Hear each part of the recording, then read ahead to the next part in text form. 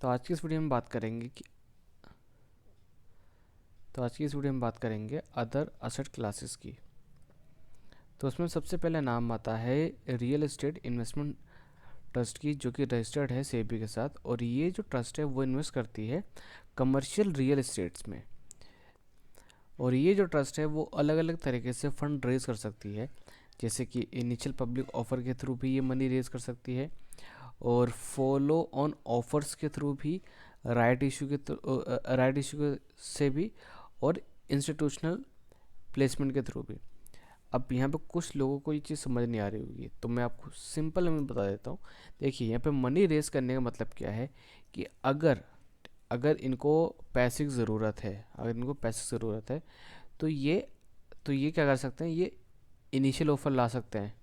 जैसे आईपीओ वगैरह होता है ना, आईपीओ में क्या होता है कि कंपनी जो होती है वो फर्स्ट टाइम अपनी कंपनी का कुछ पोर्शन बेचती हैं लोगों को, और वहाँ से फिर मनी लेती हैं। दूसरे तरीके से ये जो ट्रस्ट है वो इनिशियल ऑफर के थ्रू भी मनी रेज कर सकती है अगर ज़रूरत है तो उनको, और फॉलो ऑन ऑफर्स के थ्रू भी, राइट्स इशू के थ्रू भी, और चाहे तो वो जो प्राइवेट इक्विटी फर्म्स वगैरह होते हैं उनके थ्रू भी वो मनी रेज कर सकती है।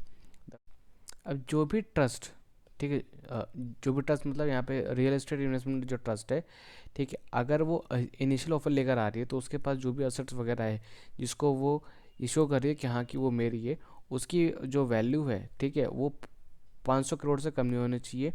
और जो मिनिमम ऑफर साइज़ है इनिशियल ऑफर का, वो 250 करोड़ से कम का नहीं होना चाहिए। Minimum subscription amount in an initial offer shall be ₹2 lakh. और जो इसमें मिनिमम सब्सक्रिप्शन अमाउंट होगा वो 2 लाख रुपए होगा। The units will be listed on the stock exchanges. अब अब देखिए यहाँ पे क्या होगा कि कंपनी ने मनी रेज करा, तो बदले में जो लोग इनके जो इनिशियल ऑफर है उसको सब्सक्राइब कर रहे हैं उनको क्या मिलेगा, तो वो उनको मिलेंगे यूनिट्स। और वो जो यूनिट्स होंगे वो स्टॉक एक्सचेंज पे वो ट्रेड होंगे। जिस तरीके से कंपनी शेयर बाय सेल होते हैं ना, उसी तरीके से उनके यूनिट्स भी बाय सेल होंगे। कहाँ पर? स्टॉक एक्सचेंजेस पे। फिर बारी आती है इंफ्रास्ट्रक्चर इन्वेस्टमेंट ट्रस्ट की। तो ये भी रजिस्टर्ड है सेबी के साथ, बट ये इन्वेस्ट करती है इंफ्रास्ट्रक्चर सेक्टर्स में। ठीक है, इंफ्रास्ट्रक्चर सेक्टर में ये इन्वेस्ट करती है।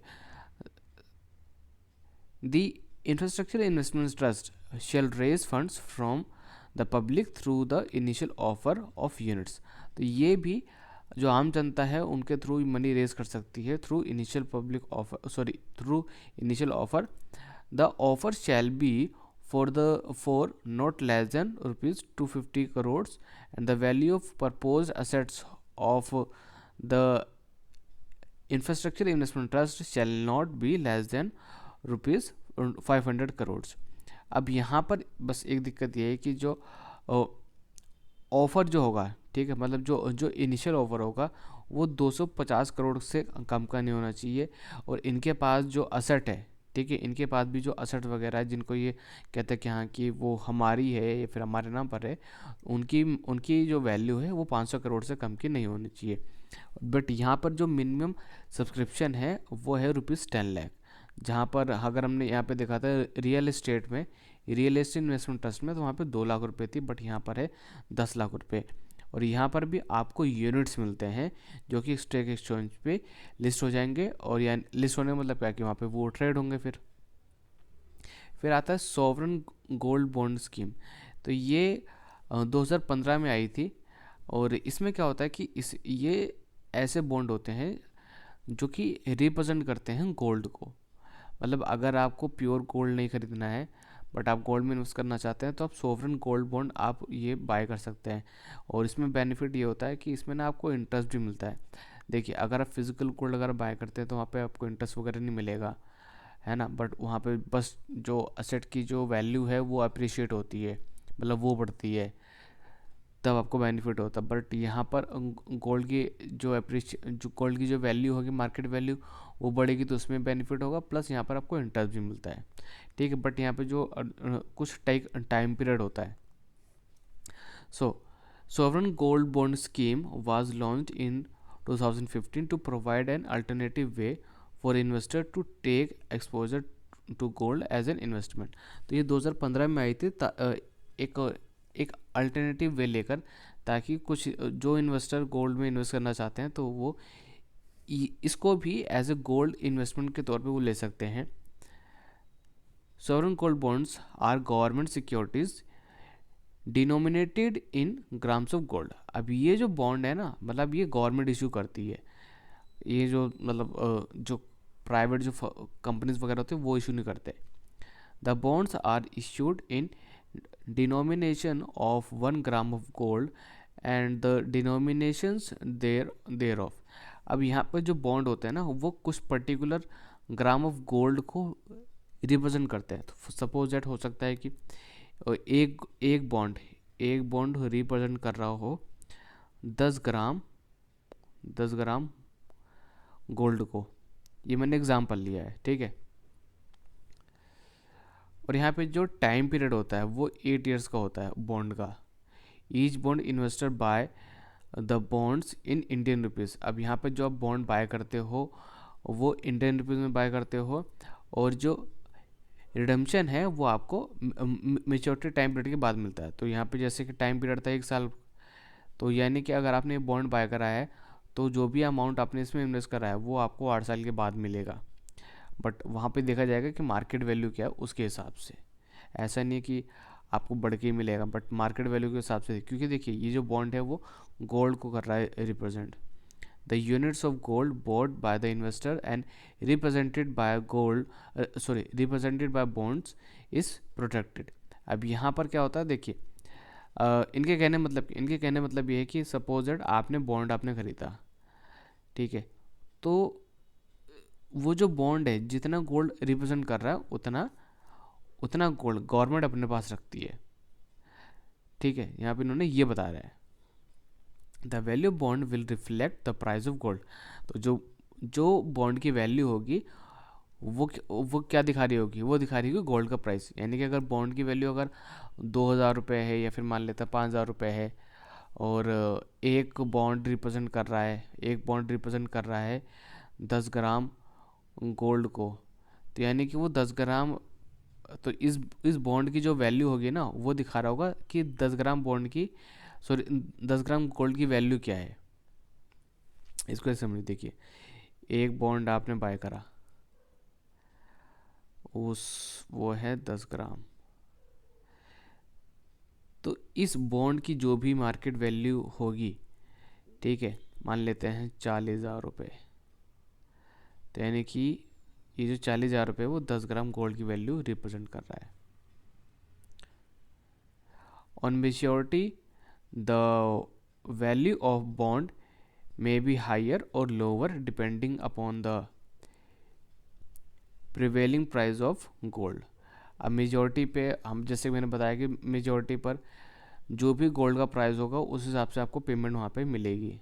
The bonds bear and interest rate of 2.50% per annum on initial investment and is paid semi annually the account of gold holder. यानी कि देखिए, यानी कि अगर आप सॉवरेन गोल्ड बॉन्ड में इन्वेस्टमेंट करते हैं तो वहाँ पे आपको 2.50 का आपको इंटरेस्ट रेट मिलेगा, जो कि सेमी एनुअली होगा, मतलब कि साल में 2 बार मिलेगा आधे आधे पे। जैसे 2.5 को अगर जैसे ऐसे समझ लीजिए, अगर मैं 100 रुपये का अगर मैं 2.5% निकालता हूँ, मतलब वो 2.5 रुपये हुआ, तो 2.5 रुपये आपको, ये तो साल का हुआ, लेकिन तो ये जो आपको ये जो 2.5 रुपये आपको ये 2 बार मिलेगा साल में।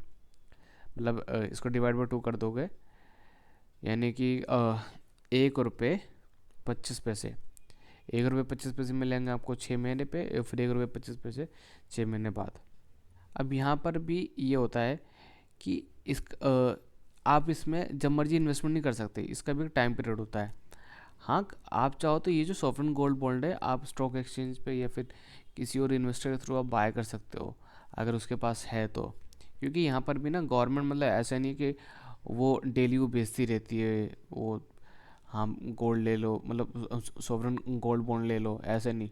इसका भी पर्टिकुलर टाइम पीरियड होता है, तो वहाँ पर तो उस टाइम पीरियड पर आप इसको बाय कर सकते हो द बॉन्ड। अब देखिए जो बॉन्ड है वो जो नॉर्मल पर्सन है उनके लिए भी अवेलेबल है, एच के भी अवेलेबल है, कोई ट्रस्ट है उसके लिए भी, यूनिवर्सिटीज़ हैं, चैरिटेबल ट्रस्ट है, तो उन सब के लिए अवेलेबल है। The investor can apply for bonds when the issue is opening online through the website of listed scheduled commercial banks।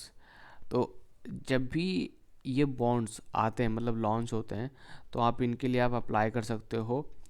But यहाँ पर भी ना आपको देखना पड़ेगा कि वो जो सॉवरेन गोल्ड बॉन्ड्स है वो आपको किस कमर्शियल बैंक की वेबसाइट पे आपको मिल रहा है, आप वहीं से आप अप्लाई कर सकते हो। और physically through the designated banks या फिर पोस्ट ऑफिस, तो इस तरीके से आप अप्लाई कर सकते हो, या फिर BSE NSE पे।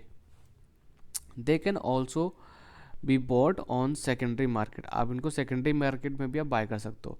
सपोज दैट मान लेते हैं कि जब ये सोवरेन गोल्ड बॉन्ड स्कीम आई, मतलब जब बॉन्ड गवर्नमेंट बेच रही थी, तो उस टाइम पे तो आप अप्लाई कर नहीं पाए। तो उसके बाद मैंने आपको बताया कि ये ट्रेड भी होते रहते हैं। तो उसको ऐसे समझ लीजिए कि मान लेते हैं आपने अप्लाई करा, आपको मिल गया, बट आपको पैसे की ज़रूरत है, तो आप उसको बेचोगे कैसे, क्योंकि आपको पेमेंट तो 8 साल बाद मिलेगी। तो आप इसको स्टॉक एक्सचेंज पे आप इसको बेच सकते हो। तो यानी कि इसका उल्टा भी है, मतलब आप खरीद भी सकते हो अगर इनकेस वहाँ पे मिल रहा है तो ये जो बॉन्ड होते हैं वो डीमेटेरियलाइज फॉर्म में, यानी कि ये फिजिकली आपको नहीं मिलेंगे। ये जिस तरीके से आपके जो स्टॉक होते हैं आज के टाइम पे डीमेट अकाउंट में स्टोर होते हैं, तो उसी तरीके से ये भी डीमेट अकाउंट में आपको स्टोर रहेंगे। तो और जो बॉन्ड है वो ट्रेडेबल है, मतलब उनको आप बाय सेल कर सकते हो स्टॉक एक्सचेंजेस पर। ठीक है, अब हम बात करते हैं IFSC की। तो IFSC क्या होते हैं? तो ये ना कुछ सेंटर्स होते हैं, इंटरनेशनल फाइनेंशियल सर्विसेज सेंटर्स होते हैं। ठीक है, अब इसको हम ध्यान समझते हैं ये होता क्या है। Financial centres that cater to customer outside their own jurisdictions are referred as international और ऑफशोर फाइनेंशियल सेंटर्स। अब कुछ फाइनेंशियल सेंटर्स ऐसे होते हैं जो कि अपने कस्टमर की हेल्प करना चाहते हैं, ठीक है, बट अब कई बार ऐसा होता है ना कि मतलब अब सपोज डेट मान लेते हैं कि USA है, ये USA है, USA के कुछ इन्वेस्टर्स हैं, उन्होंने इन्वेस्ट कर रखा है अमाउंट इंडिया में, बट अब मान लेते हैं इनकेस अगर उन्हें कोई दिक्कत आती है तो वो कहाँ पे जाएं, तो वो जो इंटरनेशनल फाइनेंशियल सर्विसेज के जो सेंटर्स हैं इंडिया में जो होंगे, तो वो उनसे वो हेल्प ले सकते हैं और ये आपको आमतौर पे मिल जाएंगे। जैसे कि अगर हम बात करें इंडिया में, तो इंडिया में आई थिंक ये ओपन है, यहाँ पे दे रखा होगा गांधीनगर, मैं देख लेता हूँ एक बार। ये रहा, ये रहे, मिल जाएगा आपको। काफ़ी मतलब काफ़ी अच्छा बना है, आप चाहें तो आप देख सकते हैं यूट्यूब वगैरह पे, गूगल पे भी। तो यहाँ से सारी चीज़ें यहाँ पे ऑपरेट की जाती हैं। All the centres are international in the sense that they deal with the flow finance and financial product services across borders, and IFSC is thus a jurisdiction that provides world class financial services to non residents and resident to the extent permissible under the current regulations. So in a currency other than domestic currency of location where the IFSC is located, IFSC at GIFT यानी Gandhinagar is deemed foreign territory dealing in foreign currency. मतलब देखिए कुल मिला के कि ये क्या है, ये सेंटर्स होते हैं, जैसे मैंने आपको बताया ना कि अब बाहर के कुछ इन्वेस्टर्स हैं भाई, इंडिया में इन्वेस्ट कर रखा है, तो अब वो कैसे डील करेंगे, तो उन सारी चीज़ों को दूर करने के लिए यहाँ पर मतलब अलग अलग कंट्रीज़ में आपको IFSC आपको मिल जाएंगे। जैसे मैंने बताया ना इंडिया में कहाँ पर, ये गांधीनगर में है, आई थिंक गुजरात या फिर मुंबई के आसपास है, ये कंफर्म नहीं है, तो आप इसको गूगल कर सकते हैं, देख सकते हैं। हाँ, यहाँ पे एक लाइन है, मैं एंड में दिखा देता हूँ, ये रहा। As per the SEBI guidelines 2015, stock exchanges operating in IFSC was permitted dealing in following types of securities. तो जो हमारी सेबी है उसकी गाइडलाइंस के हिसाब से stock exchanges operating in IFSC मतलब जो भी स्टॉक एक्सचेंज ऑपरेट किए जा रहे हैं आईएफएससी पे, ठीक है, उनको कुछ फॉलोइंग सिक्योरिटीज़ में ही वो डील कर सकते हैं। उनकी लिस्ट दे रखी है, वो ये रही, ठीक है। जैसे इक्विटी हो गया, और डिपॉजिटरी रिसीप्ट्स, और debt securities, currencies, index based derivatives.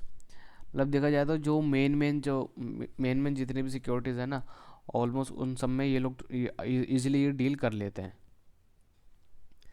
तो बस ये सैम्पल क्वेश्चन है।